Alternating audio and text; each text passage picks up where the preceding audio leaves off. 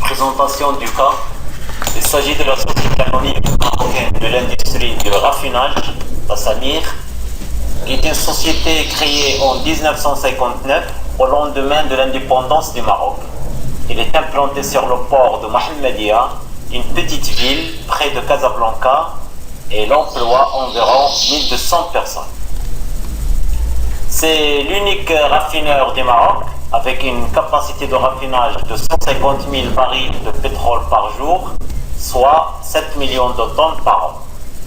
57% de sa production est absorbée par le marché local, le reste est exporté. Sa contribution au PIB de 2013 était de 6%, avec un chiffre d'affaires de plus de 44 milliards de dirhams. Ancienne société de l'État qui a été privatisée en 1996, période des grands programmes de privatisation au Maroc dans le cadre du PAS. Le capital de la Samir est détenu en majorité par le milliardaire saoudien éthiopien El Amoudi, 67,27% à travers son holding Coral Petroleum. La société est cotée à la bourse de Casablanca depuis 1996 et suite à d'énormes difficultés financières, ses titres sont radiés de la cote 20 ans après, exactement au mois d'août dernier. Le 19 février 2016, le tribunal de commerce de Casablanca déclare la société en faillite et une procédure de liquidation judiciaire est en cours. Nous ne prétendons pas faire une analyse financière fonctionnelle complète et couvrant toute cette période. Nous nous limitons à 4 exercices comptables couvrant la période de 2011 à 2014. Notre objectif est essentiellement d'ordre pédagogique. Il consiste à opérationnaliser les outils de l'analyse fonctionnelle. C'est la première partie du cours d'analyse financière du semestre 4. Nous exploitons les documents comptables de cette période qui sont publiés dans le site de la bourse de Casablanca.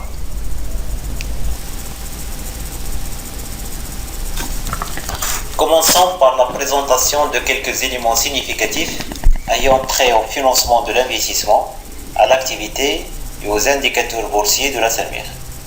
Premièrement, un fait important à signaler et qui remonte au moment de la privatisation, c'est qu'en cette période, le management de l'entreprise s'est engagé à réaliser des travaux de mise en norme et d'extension de la raffinerie pour un coût total de 6 milliards de dirhams sur des fonds propres.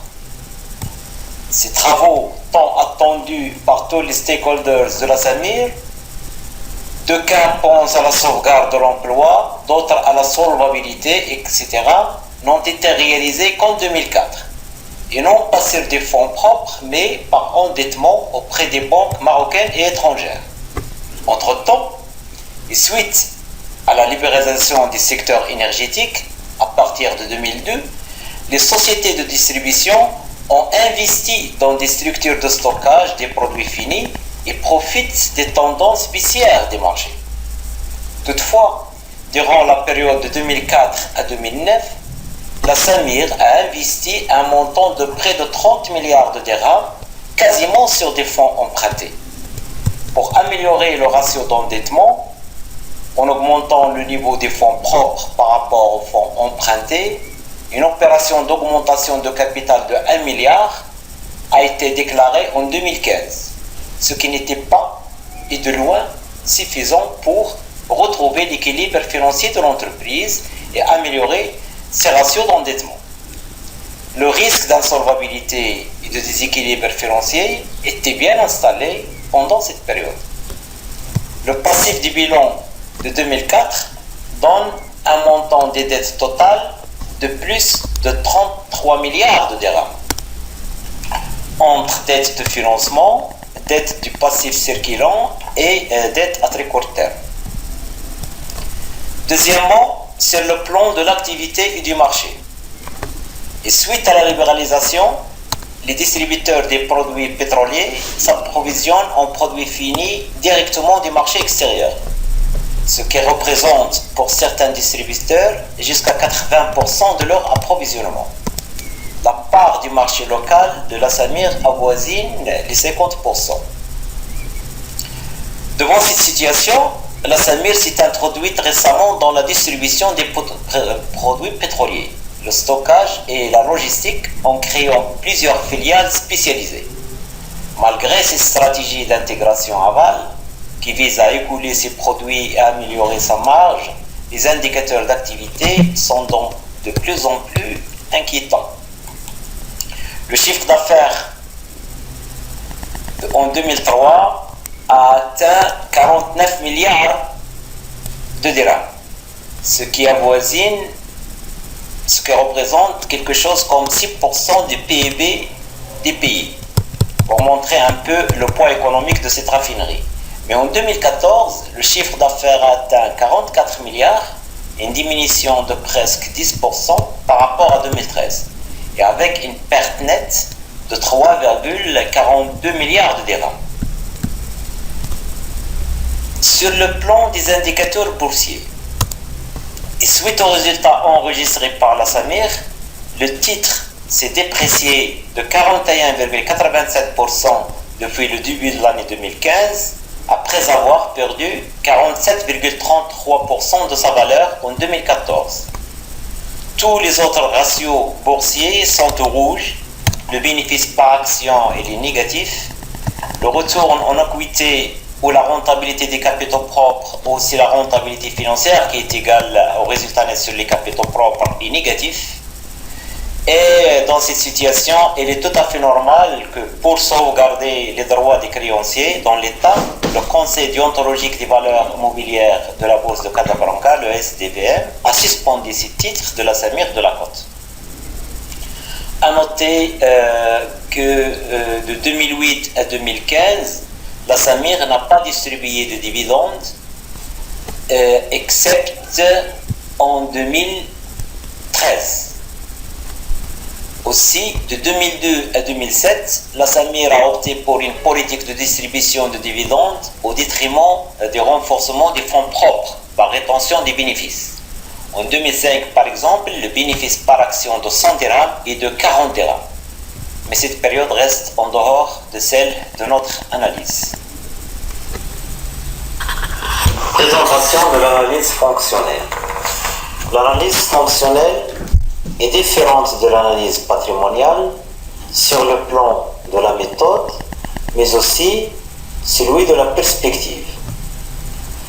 L'analyse fonctionnelle est faite dans une perspective de continuité d'exploitation et cherche à déterminer l'équilibre financier et la solvabilité de l'entreprise.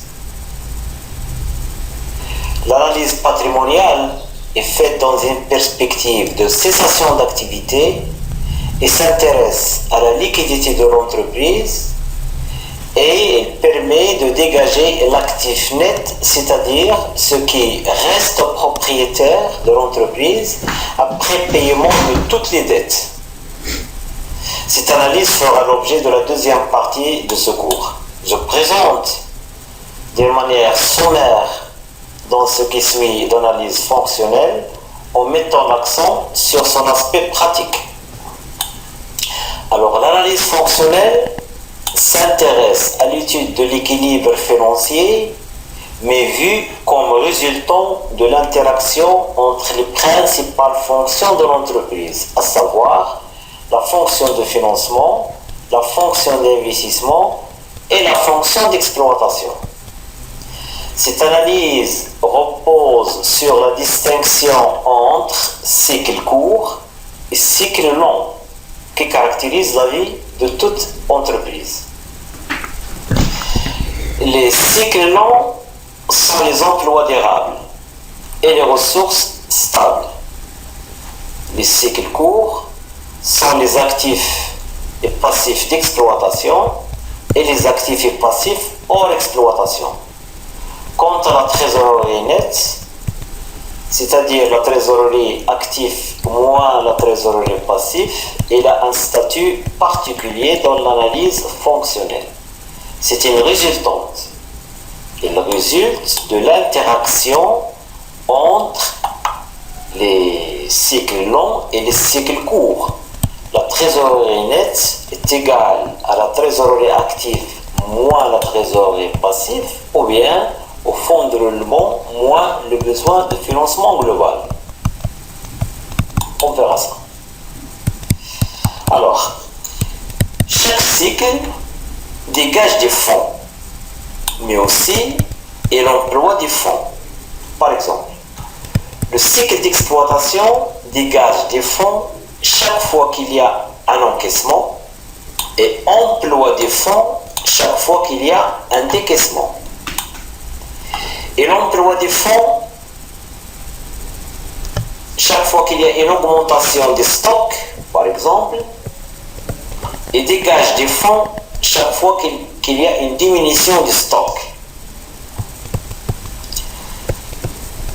Le cycle d'investissement, quant à lui, emploie des fonds chaque fois qu'il y a un investissement, donc une augmentation d'un actif immobilisé, c'est un emploi de fonds.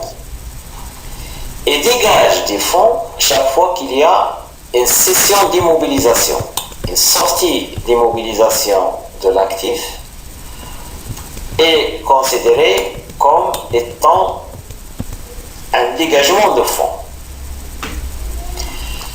Les flux de fonds entre les emplois, l'actif et les ressources passives déterminent les conditions de l'équilibre financier de l'entreprise.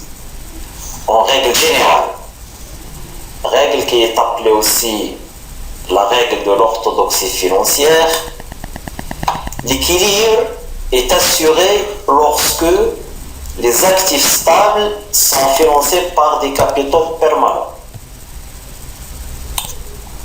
Et l'actif circulant est financé par des dettes circulantes. Maintenant, le degré d'application de cette règle d'orthodoxie financière dépend de la situation de chaque entreprise, mais surtout de sa stratégie financière. L'analyse se fait à partir du bilan fonctionnel. Elle est appelée aussi analyse statique. On va voir pourquoi.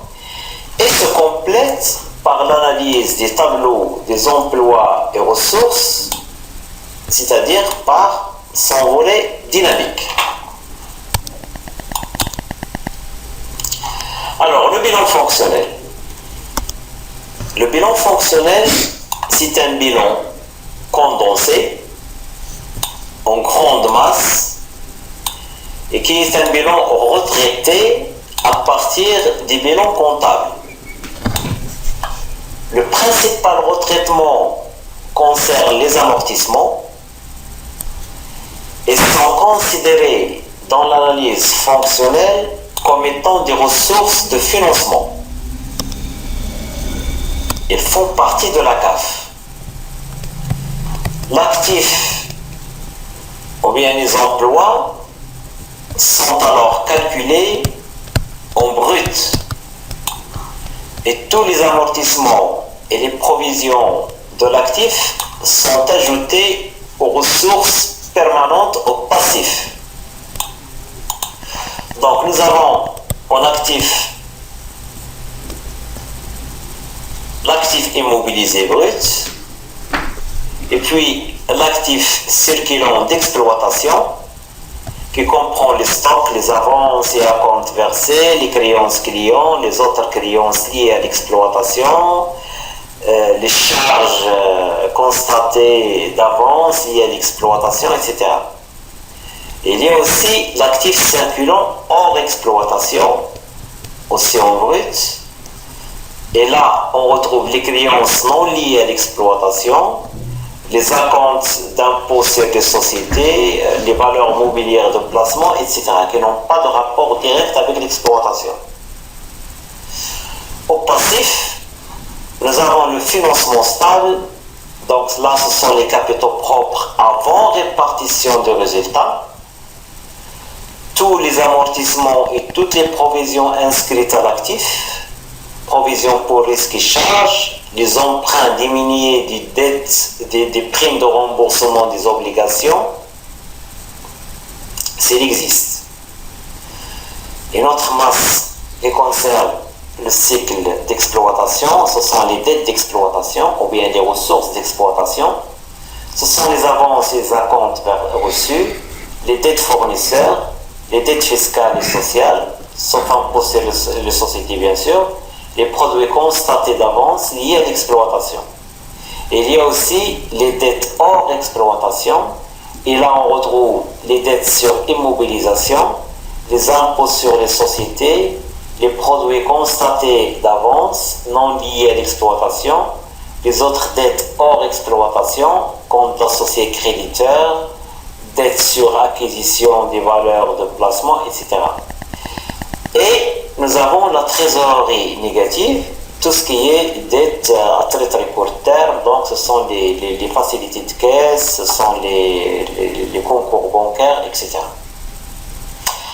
À noter que le plan comptable marocain ne retraite pas les amortissements, c'est-à-dire les immobilisations sont considérées dans cette analyse en leur valeur nette. Et aussi, il ne fait pas de distinction entre ce qui relève de l'exploitation et ce qui relève et ce qui ne relève pas de l'exploitation. On va voir que dans le calcul des besoins de financement global, nous parlons de l'actif circulant hors exploitation et de l'actif circulant d'exploitation. Donc c'est le besoin de financement global.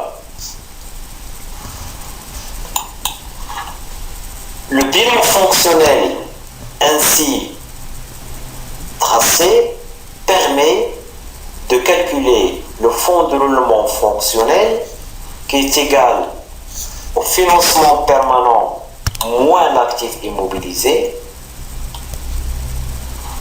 Il permet aussi de calculer le besoin de financement global, le BFG, qui est égal à l'actif circulant moins le passif circulant, et la trésorerie nette, qui est égale à la trésorerie active moins la trésorerie passive, aussi au fonds de roulement fonctionnel moins le besoin de financement global. Une petite précision concernant le besoin de financement global, on l'appelle besoin, mais parfois c'est un excédent. Il est considéré comme excédent lorsque l'actif circulant est inférieur au passif circulant. Autrement dit, lorsque le passif circulant, c'est-à-dire les ressources d'exploitation, qui sont les dettes fournisseurs, les taxes versées à l'État, etc., lorsqu'elles sont supérieures aux besoins d'exploitation, c'est-à-dire à l'actif circulant, composé des stocks de tout type, les crédits clients, etc., alors là, c'est un excédent et non pas un besoin. Généralement, ce sont les emplois d'exploitation, c'est-à-dire l'actif circulant, qui excèdent les ressources d'exploitation. Cette condition générale se retrouve dans pratiquement toutes les entreprises, mais surtout lorsque le cycle d'activité est long. C'est-à-dire qu'il n'y a pas que l'achat-vente, le stockage et la vente, mais il y a tout un processus de production plus ou moins long qui mobilise des stocks avec bien entendu le risque de dépréciation de ces stocks au cas de variation des prix ou autres causes. Alors là, les fonds nécessaires pour couvrir ce besoin sont très importants. Alors l'origine de ce besoin réside dans les décalages temporels entre les décaissements et les encaissements de fonds liés au cycle d'exploitation. L'entreprise, il paye ses fournisseurs de matières et de fournitures, il paye ses charges, il paye ses taxes, il paye ses salaires chaque mois, il paye ses loyers et il doit attendre un certain temps, plus ou moins long, selon la longueur des cycles d'exploitation, pour encaisser ses créances sur ses clients. C'est ce décalage temporel qui explique le BFG et que l'entreprise doit chercher à financer sous risque d'arrêt de son activité. Ce risque-là n'a pas de rapport avec la rentabilité de l'entreprise. Une entreprise peut bel et bien être rentable économiquement parlant, mais elle risque de tomber en faillite si l'équilibre entre les emplois et les ressources au niveau du cycle d'exploitation n'est pas sauvegardé.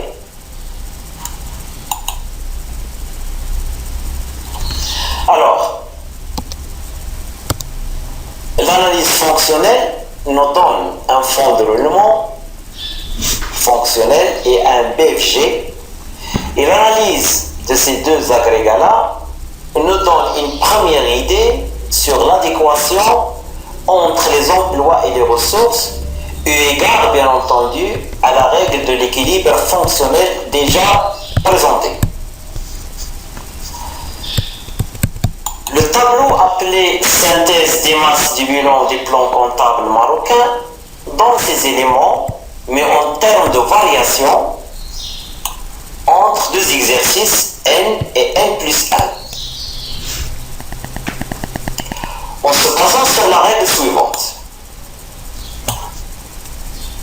Alors, en comparant les masses de l'actif entre deux bilans N et N plus 1, toute augmentation est considérée comme un emploi et toute diminution est considérée comme une ressource. Par exemple, un actif immobilisé qui augmente entre N et N plus 1 est un investissement. Une acquisition d'immobilisation corporelle ou incorporelle, par exemple, c'est un emploi de fonds. Un compte client qui diminue entre N et N plus 1, c'est une ressource. C'est un encaissement.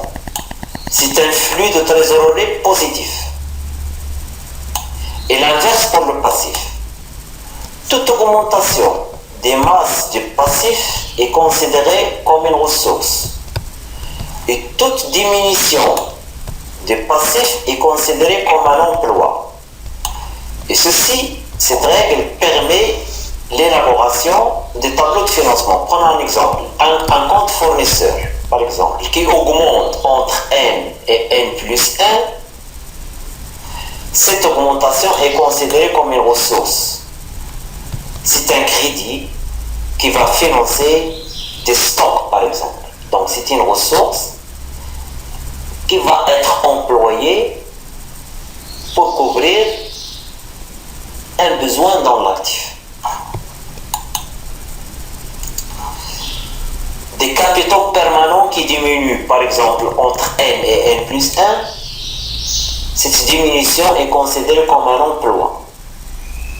Il s'agit par exemple, ou il peut s'agir par exemple d'un remboursement de dette, ou bien d'un remboursement de paiement d'une taxe à l'État, par exemple. Alors cette règle reste incomplète parce qu'il ne nous permet pas de savoir quelles sont les ressources et quels sont les emplois dans chaque base.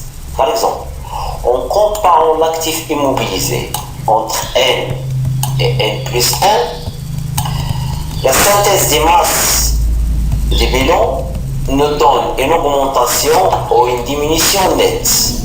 Mais en réalité, il peut bien s'agir d'une augmentation, un investissement et en même temps une diminution, une cession. ce montant, par exemple, que nous avons devant nous, ce montant de 30, à première vue, c'est une augmentation, c'est un emploi, donc c'est un investissement de 30. Mais ceci peut cacher en réalité une cession, une sortie, une diminution, donc une ressource de 50 et en même temps un investissement de 80. Donc la différence, elle est de 30.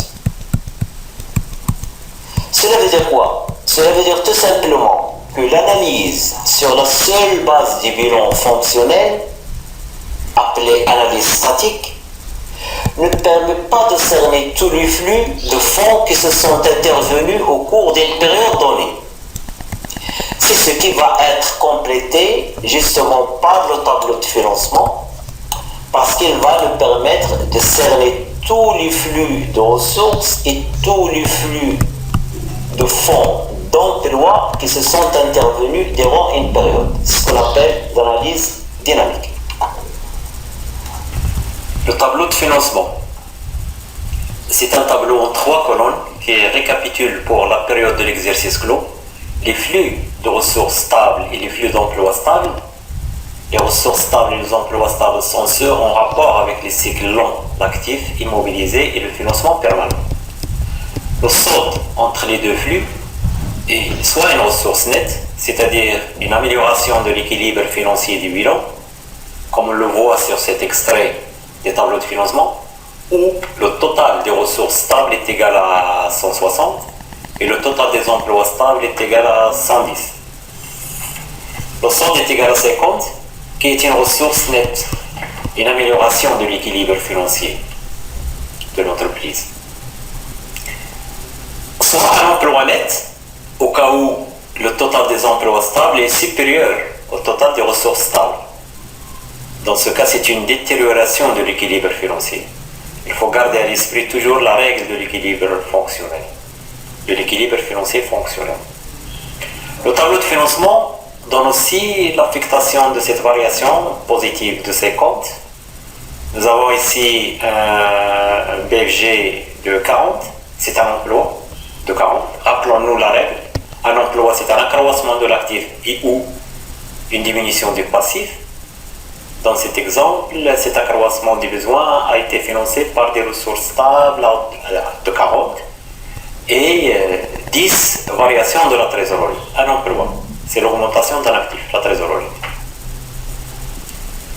A noter que la variation du BFG, qui est en rapport avec le cycle court, ainsi que la variation de la trésorerie nette, sont reprises directement de la synthèse des masses du bilan. Les montants qui figurent dans la synthèse des masses du bilan sont repris directement dans le tableau de financement, ce qui concerne le cycle court. Par contre, le cycle long, on détaille les emplois et les ressources. Ainsi construit, le tableau de financement donne une idée claire sur la politique de financement des investissements. On l'appelle tableau de financement. Et du BFG. Le BFG, là aussi, il faut le financer. Cette idée est d'autant plus claire si on travaille sur une série de TF sur plusieurs années. Je reviens maintenant sur les éléments importants des tableaux de financement. Le premier élément est la capacité d'autofinancement et les dividendes distribués, pour expliquer un peu comment ces deux éléments se calculent. Pour la CAF, il y a deux méthodes de calcul, soit à partir de l'excédent brut d'exploitation, soit à partir du résultat net. Prenons le tableau de formation des résultats suivants. Cet excédent brut d'exploitation est un résultat qui vient de la valeur ajoutée, dégagée, après soustraction des impôts et taxes, à part l'impôt sur les bénéfices bien entendu. C'est un indicateur de l'efficacité économique de l'entreprise. Il ne tient pas compte ni des frais financiers, donc de la politique de financement. Une politique de financement qui avantage l'emprunt se traduit par des charges financières très importantes. Donc l'excédent brut d'exploitation ne tient pas compte de ça. Ni des amortissements, donc de la politique d'investissement. Est-ce que l'entreprise amortit d'une manière ou une autre ses immobilisations, ou bien est-ce qu'elle fait appel au crédit bail, donc peu importe, l'excédent brut d'exploitation est calculé en dehors de ces éléments-là. Donc elle reste un indicateur de la rentabilité des processus de production, indépendamment de la politique d'investissement et indépendamment de la politique de financement de l'entreprise. C'est un résultat opérationnel. À cet excédent brut d'exploitation, on ajoute les produits encaissables, comme par exemple ici les autres produits d'exploitation, et on soustrait les autres charges, mais décaissables, qui se traduisent réellement par un flux de trésorerie négatif. On n'ajoute pas les produits calculés, comme les reprises et les transferts de charges, et on ne soustrait pas les dotations considérées, elles aussi, comme des charges non décaissables. Ce sont des charges calculées. On appelle cette méthode-là la méthode soustractive. Donc, soustractive, à partir de l'excédent brut d'exploitation, la CAF est égale l'excédent brut d'exploitation plus les produits encaissables moins les charges décaissables qui se traduisent réellement par soit des entrées, soit des sorties de fonds. Alors pour l'origine des informations, on les cherche dans le tableau des soldes intermédiaires de gestion, il nous donne, ou bien le tableau de formation des résultats, il nous donne l'excédent brut d'exploitation, et aussi le CPC pour voir les charges, les produits et le résultat.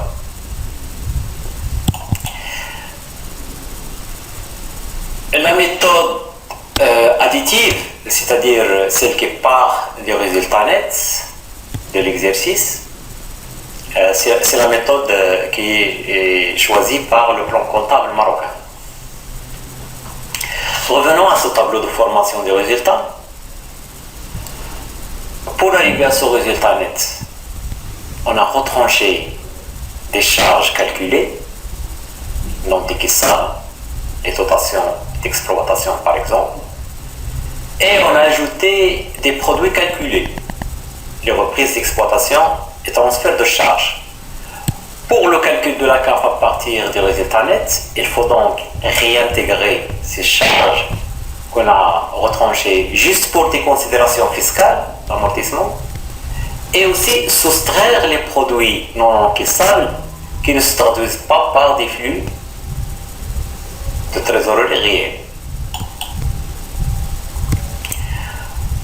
On soustrait aussi les produits de cession d'immobilisation et on ajoute la valeur nette d'amortissement, la VNA.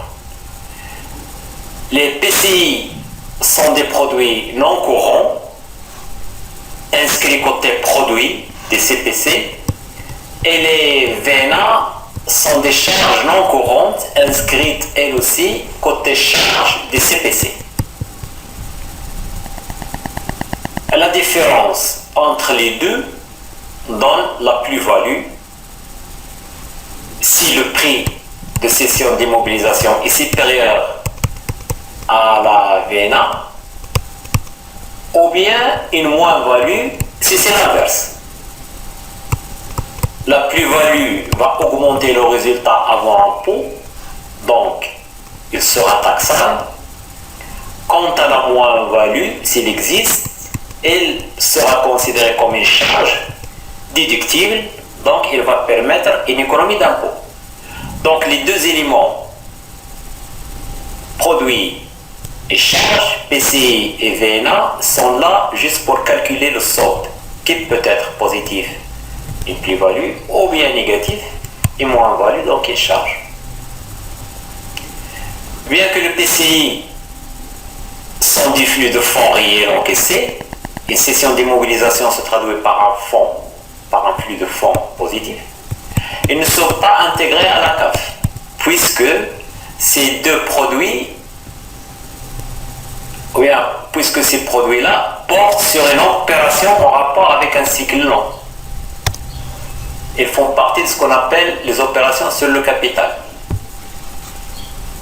Alors, puisque c'est comme ça, les PCI vont se retrouver directement dans le tableau de financement, comme une ressource stable, comme on le voit sur ce tableau-là.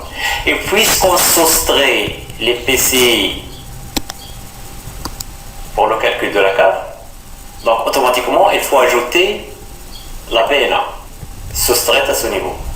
C'est comme si on a annulé une opération côté produit et côté charge par application des principes de la partie double. Là on ajoute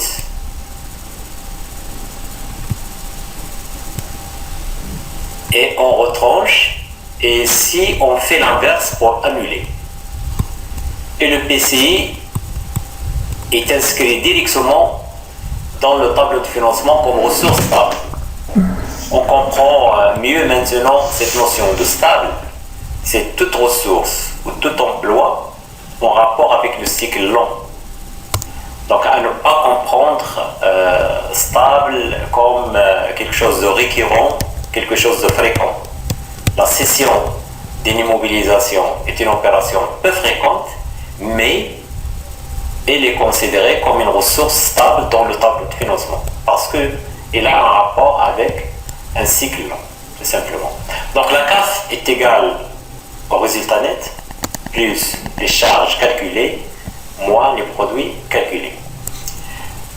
Les origines ou bien l'origine des informations, donc c'est le passif du bilan pour le résultat net de l'exercice, et les tableaux des immobilisations, les tableaux des amortissements, des provisions pour les dotations et pour les reprises, pour les cessions. Il faut voir ces tableaux-là.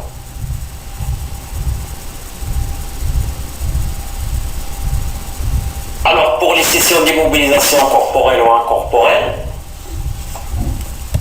on cherche l'information dans le CPC, les produits non courants. C'est le poste 751, produit de cession d'immobilisation.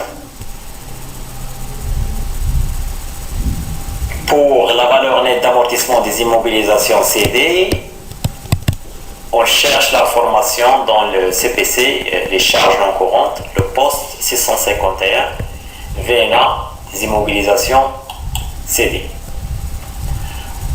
Maintenant, pour la distribution des bénéfices, il s'agit des distributions de dividendes réalisées à partir des résultats de l'exercice bénéficiaire de N-1, mais qui sont mises en paiement au cours de l'exercice N.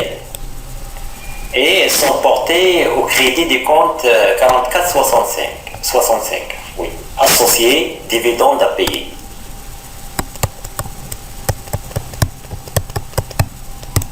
Alors, nous avons ici deux bilans de l'année N et de l'année N-1. La distribution des bénéfices de l'année N-1 va intervenir au courant de l'année N et va figurer dans les emplois des TF de l'année N. Nous pouvons reconstituer la répartition des bénéfices de l'année N-1 de la façon suivante.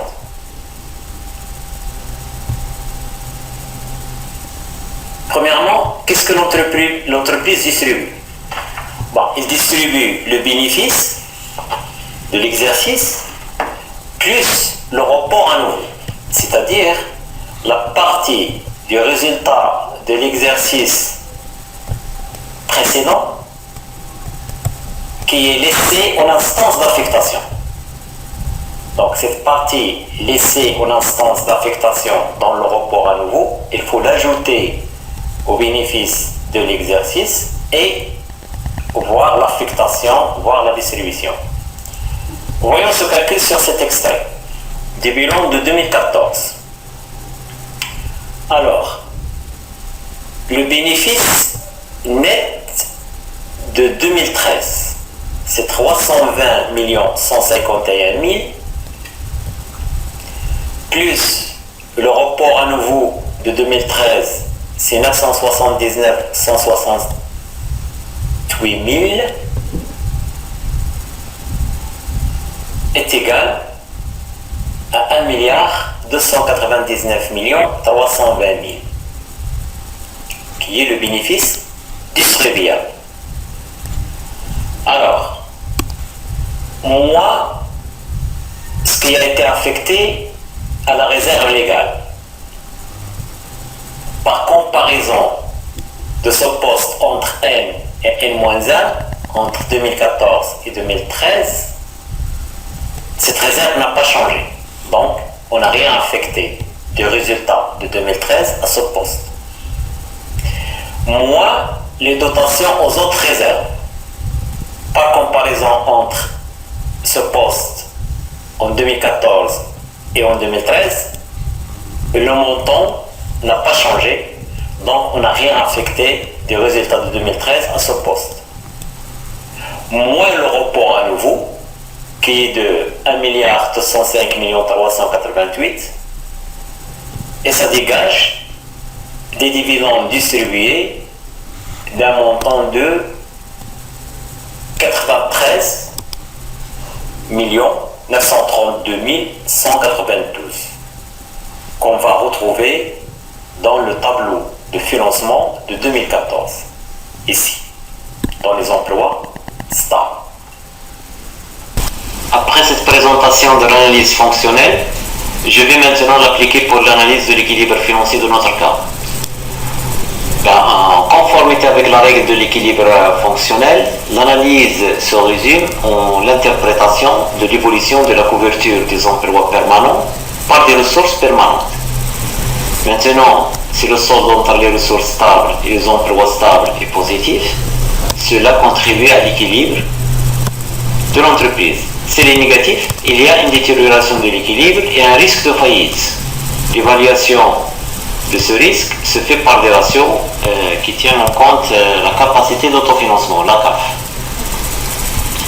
Voyons tout d'abord la synthèse des masses du bilan fonctionnel, l'analyse statique, ensuite les tableaux de financement de chaque exercice, et enfin quelques ratios significatifs seront calculés pour conclure cette présentation. Bon, le tableau des masses du bilan fonctionnel nous donne l'évolution du fonds de roulement, du BFG et de la trésorerie nette de 2011 à 2014. La lecture de ce tableau montre que le fonds de roulement fonctionnel est négatif sur toute cette période, avec un pic enregistré en 2014 qui est de près de 8 milliards de dirhams, un niveau jamais atteint auparavant. Le BFG a enregistré une forte progression de 2011 à 2012 de plus de 180%. Il est revenu en 2014 à son niveau de 2011. La trésorerie de la société est structurellement négative et les fonds propres n'ont pas connu d'augmentation sur toute cette période. L'analyse des emplois et des ressources stables de chaque exercice va maintenant nous permettre de comprendre la situation de l'équilibre et la politique de financement qui a été suivie.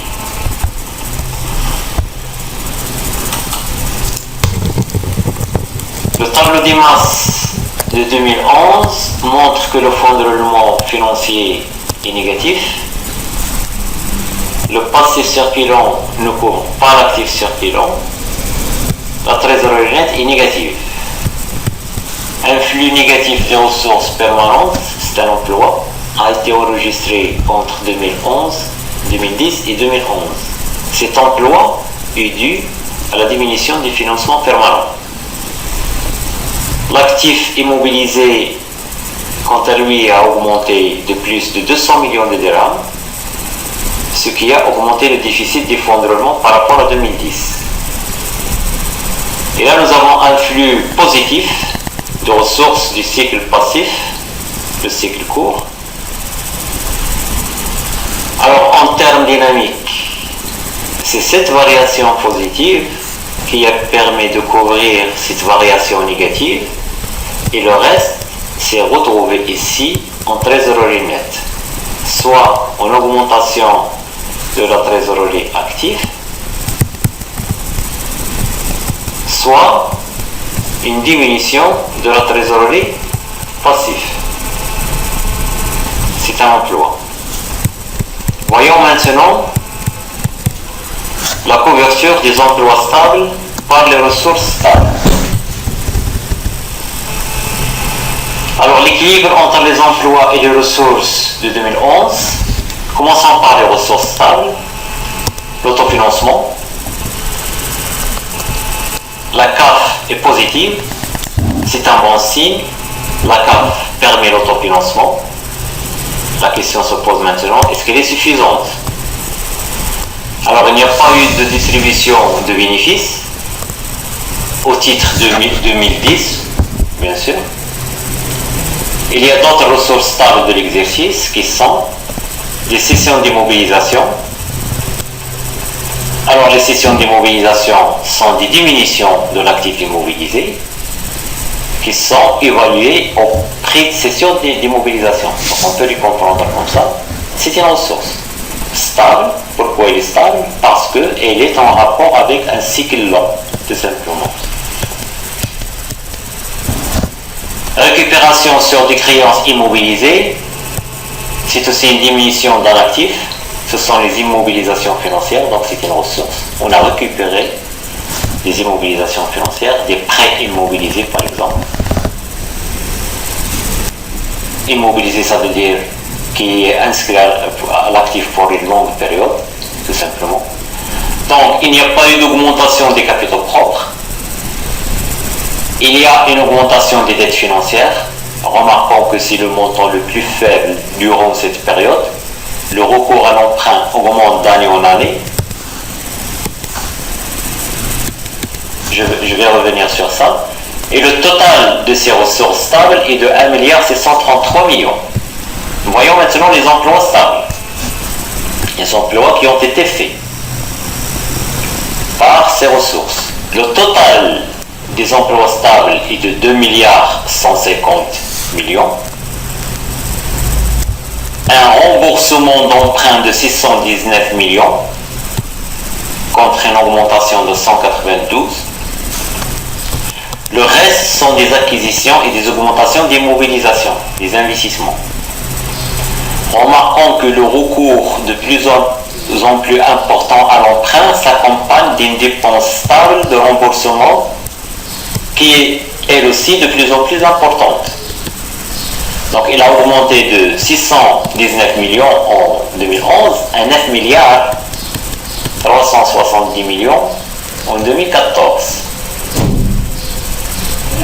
Donc le solde entre les ressources stables et les emplois stables et négatifs, c'est un emploi net de 517 millions. C'est un emploi net de 517 millions.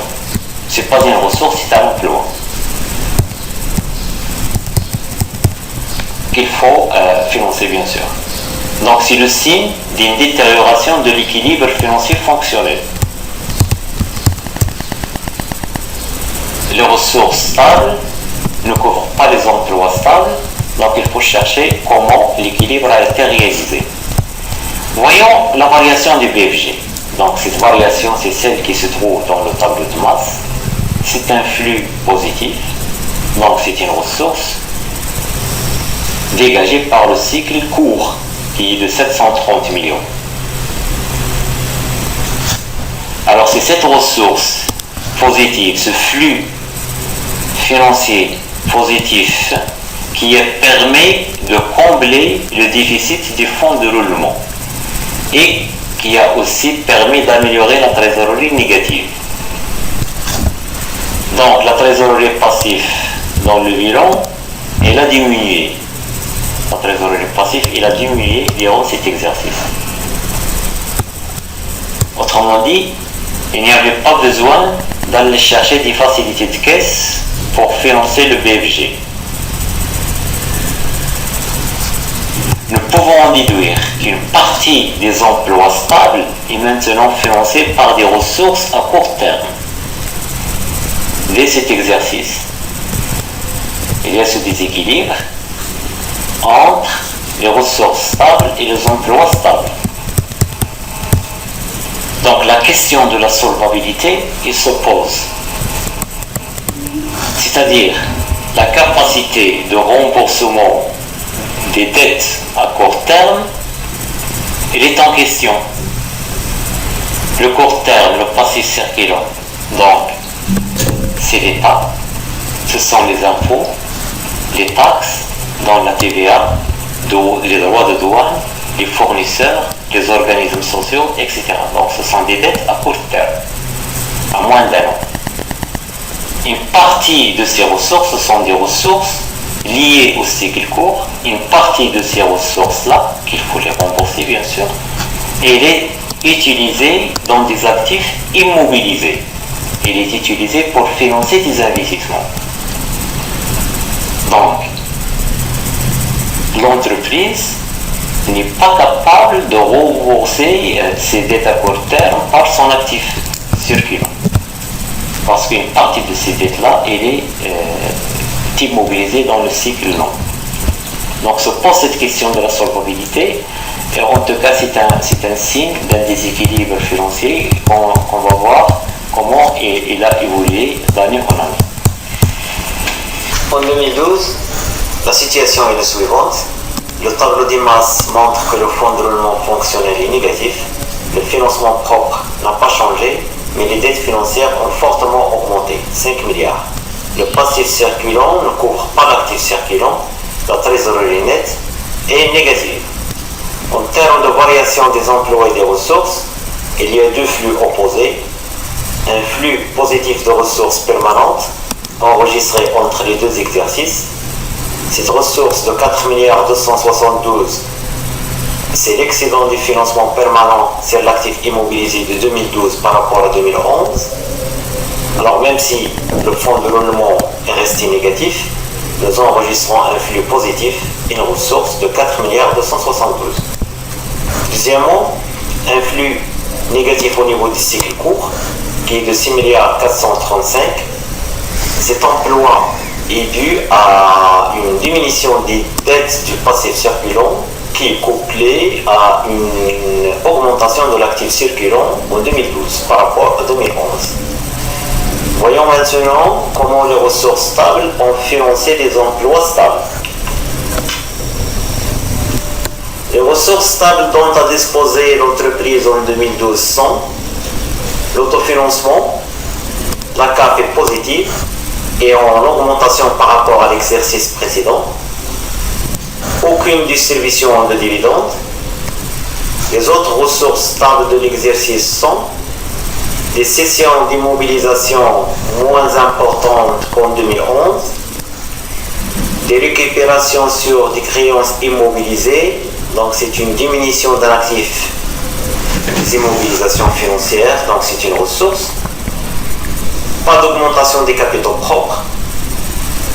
Et surtout, il y a une augmentation des dettes financières de 5 milliards 157 qui représente au moins, sinon plus, 25 fois du montant de 2011, avec une CAF qui n'a pas trop changé, qui n'a pas trop bougé. Le total de ces ressources stables est de 6 milliards 659 millions. Les emplois stables sont d'un montant de 2 milliards 386 millions répartis entre les augmentations de l'actif et le remboursement des dettes de financement d'un montant plus ou moins égal à celui de l'exercice précédent. Donc le solde est positif, les emplois stables sont couverts par les ressources stables. Ce solde est une ressource qui est de 4 milliards 272. Cette ressource a été affectée comme ça. Le financement du BFG et le reste de ce BFG a été couvert par la trésorerie négative. Alors cette situation est plus ou moins équilibrée par rapport à celle de 2011. Le renforcement des fonds permanents améliore la couverture des emplois stables par les ressources stables. Et l'équilibre des bilans est rétabli par la trésorerie. Voyons ça sur un schéma. Schématiquement, nous avons un bilan fonctionnel de 2011, les emplois, les ressources. Supposons que l'actif immobilisé est de 100, le financement permanent est de 80, donc un fonds de roulement est négatif de 20, un actif circulant plus important par rapport à un passif circulant, disons que l'actif circulant est de 60, le passif circulant est de 40, donc le total ça fait 160, 120, donc la trésorerie nette est de 40. En 2012, la situation a évolué comme ça. Un bilan, les emplois, les ressources, un actif immobilisé, disons qu'il n'a pas trop changé, donc il a gardé la même dimension, 100. Un financement permanent qui a augmenté suite à l'emprunt, disons, il a augmenté de 10, donc 90, le fonds de roulement est toujours inférieur à 0. Un actif immobilisé, un actif circulant qui n'a pas changé, disons 60. Un passif circulant qui a diminué par rapport à celui de l'année d'exercice précédent. Donc le fonds de roulement, le besoin de fonds de roulement s'est aggravé et une trésorerie nette qui est de donc 160, 90, 25, c'est 45. Donc la trésorerie nette s'est aggravée. Donc le fonds de roulement est resté négatif. Les emplois de l'actif circulant plus importants que les ressources à court terme. Et la trésorerie nette s'est dégradée. En fait, le niveau réel de l'actif immobilisé est plus important qu'en 2011, c'est-à-dire une trésorerie nette plus négative. Si j'augmente l'actif immobilisé, toutes choses égales par ailleurs, cette augmentation se traduirait par une aggravation de la trésorerie. Donc on peut conclure que le montant de renforcement du financement permanent de 5 milliards était insuffisant pour couvrir les investissements réalisés dans le cycle long et aussi pour couvrir la diminution des ressources du cycle court. Donc l'équilibre n'était pas retrouvé et la crise du finance de l'entreprise est bien annoncée. La situation de 2013. Le tableau d'image donne un fonds de roulement fonctionnel négatif. Le passif circulant ne couvre pas l'actif circulant et la trésorerie nette est négative. En termes de variation, il y a deux flux opposés. Un flux négatif de ressources, un emploi de 1,570 milliard. Cet emploi, c'est l'aggravation des déficits entre le financement permanent et l'actif immobilisé en 2013 par rapport à 2012, et ce, malgré l'augmentation des financements permanents de 1,51 milliard.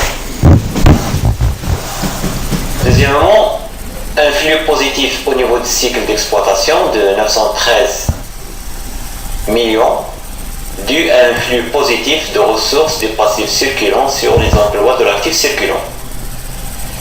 Cette ressource dégagée au niveau des cycles courts a financé une partie des déficits des fonds de roulement fonctionnel, l'autre partie était financée par la trésorerie négative. Voyons maintenant l'équilibre entre les emplois et les ressources. Alors pour les ressources stables, nous avons un autofinancement. La CAF elle est positive, mais avec une baisse de plus de 80% par rapport à celle de 2012. Les causes relèvent de la rentabilité économique, Mais ce qu'il faut mentionner ici, c'est que cette réduction de la CAF s'est intervenue dans un contexte où le remboursement des dettes a franchi la barre de 1 milliard. Voyons comment les choses se sont déroulées.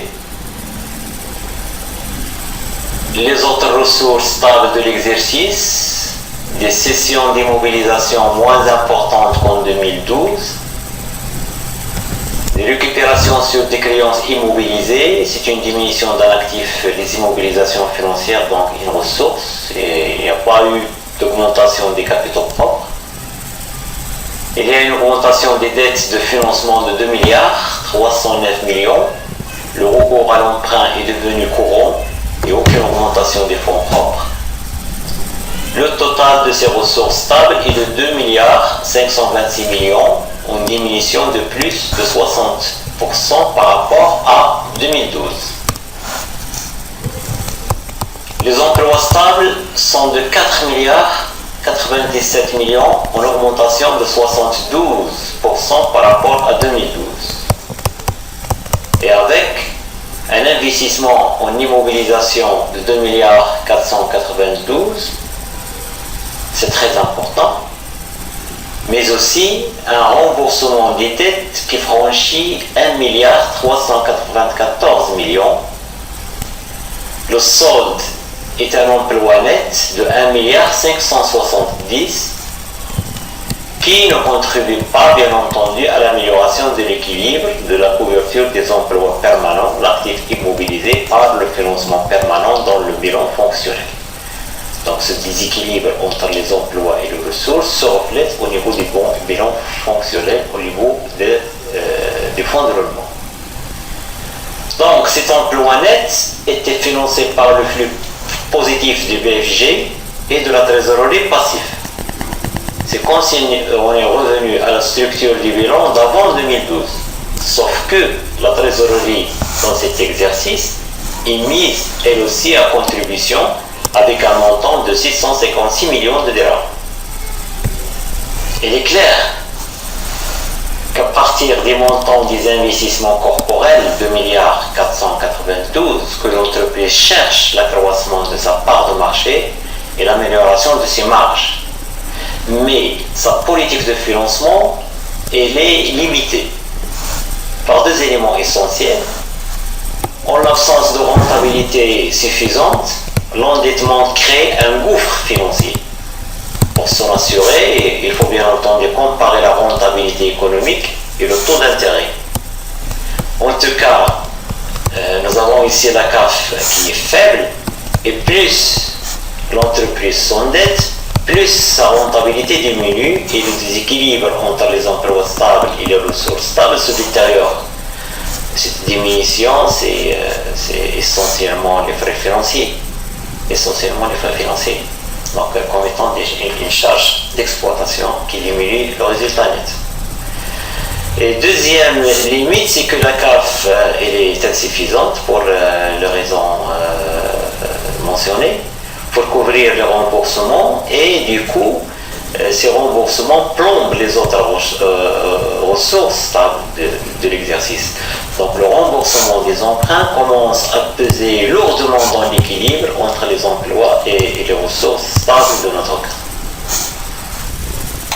La situation en 2014. Le tableau des masses nous donne le fonds de roulement fonctionnel négatif de 7 milliards 859 millions à record, le BFG de 3 milliards en nette amélioration par rapport à 2013 suite à la dévalorisation de l'actif. Le BFG a diminué de près de 60%. Je vais expliquer par la suite les causes de cette baisse de l'actif. La trésorerie est négative. En termes de variation des emplois et des ressources, nous remarquons que le cycle d'exploitation a dégagé ici des ressources qui ont financé une partie des investissements permanents. La trésorerie nette s'est améliorée. Elle était de 12 milliards, elle est tombée à 11 milliards. Voyons maintenant l'équilibre entre les emplois et les ressources stables de l'exercice. La CAF de 2014 est négative pour la première fois. Ceci aggrave le déséquilibre déjà présent en 2013. La tendance à la baisse de la CAF s'est donc confirmée.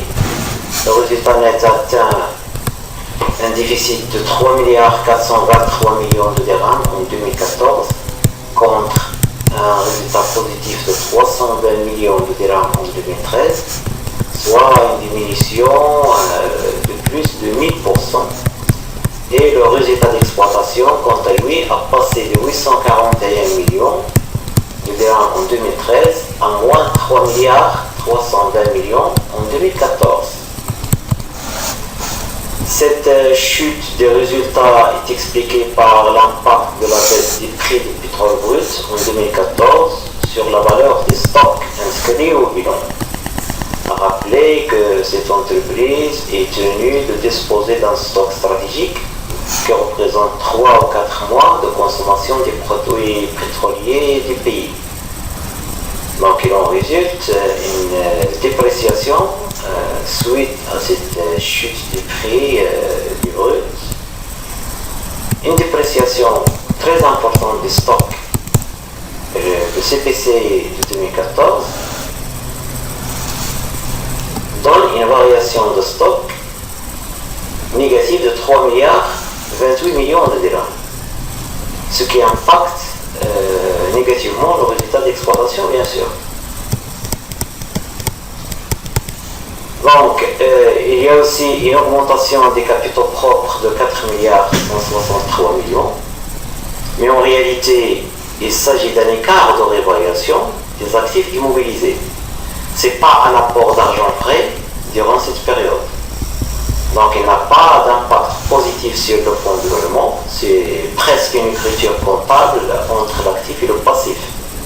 L'augmentation des actifs réévalués d'un côté et l'augmentation des capitaux propres et assimilés d'un montant égal de l'autre côté. En plus, une session d'immobilisation de 400 millions de dirhams. Le financement permanent a été renforcé par un emprunt de 9 256 millions pour un remboursement de 9 370 millions. La CAF est négative, il faut le signaler. Le ratio de solvabilité met en rapport la CAF et l'endettement. Donc on est loin des possibilités financières de l'entreprise pour chercher de l'endettement.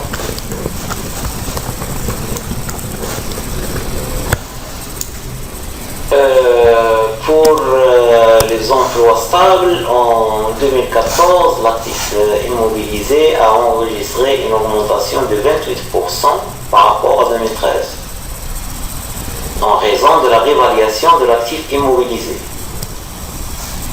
Donc ce n'est pas un investissement nouveau, c'est juste une réévaluation des immobilisations corporelles générant un montant de 4 165 millions de dirhams, ce qui est inscrit en écart de réévaluation.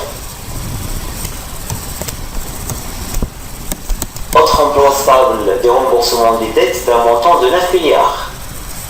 Donc la société est maintenant entrée dans une phase d'emprunter pour rembourser les dettes. Le solde des emplois stables et des ressources stables est un emploi net qui aggrave bien entendu le déséquilibre entre l'actif immobilisé et le financement permanent au niveau du bilan fonctionnel.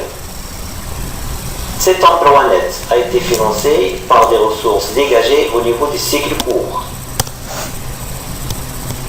Les ressources du cycle court libérées par la forte réduction des BFG ont servi à financer une partie des emplois stables. Donc le problème de la solvabilité se pose avec beaucoup plus de gravité. L'actif ne couvre plus le passif à court terme. La chute de la CAF a porté le coup de grâce à cette politique de financement externe. C'est peut-être cette dégradation de la solvabilité qui est mesurée par le ratio de liquidité de plus en plus faible qui a duré jusqu'à la moitié de 2015. Parce qu'en août 2015, la société a rendu public un communiqué où il indique que l'approvisionnement de la raffinerie en pétrole brut enregistrera un retard en raison des difficultés financières, notant que ce retard entraînera l'arrêt momentané des unités de production. Le jour même, le titre chute de 10% à la bourse de Casablanca et a été suspendu le lendemain sur demande du conseil déontologique, le CDVL. En guise de synthèse à cette analyse fonctionnelle, je vais commenter quelques ratios qui résument la politique de financement et d'investissement et qui montrent l'état de l'équilibre financier de cette société. Nous pouvons dire que pour cette société, le recours à l'endettement commence à prendre de l'importance durant cette période à partir de 2012. En effet, cet endettement de plus de 5 milliards était nécessaire pour rétablir l'équilibre entre les emplois stables et les ressources stables, cet équilibre qui est rompu en 2011 et pour continuer à financer les investissements. Nous remarquons aussi que les fonds propres n'ont pas augmenté. Dans cette augmentation de 2014, il s'agit de 4 milliards d'un écart de réévaluation. Par conséquent, le recours à l'endettement pour financer les emplois stables a fortement contribué au déséquilibre financier de la société. Les remboursements représentent des sommes de plus en plus importantes dans les emplois stables. Durant toute cette période, la société a réalisé des investissements corporels. À partir des chiffres, ce programme d'investissement semble être stratégique. Le poids des dettes financières est de plus en plus important dans les ressources stables. Le rapport entre les dettes financières et les capitaux propres est alarmant. Le rapport a été réduit à 1,45% suite à la réévaluation qui a augmenté les capitaux propres. Nous remarquons aussi que le ratio d'endettement dette financière sur la CAF, qui normalement doit tourner autour de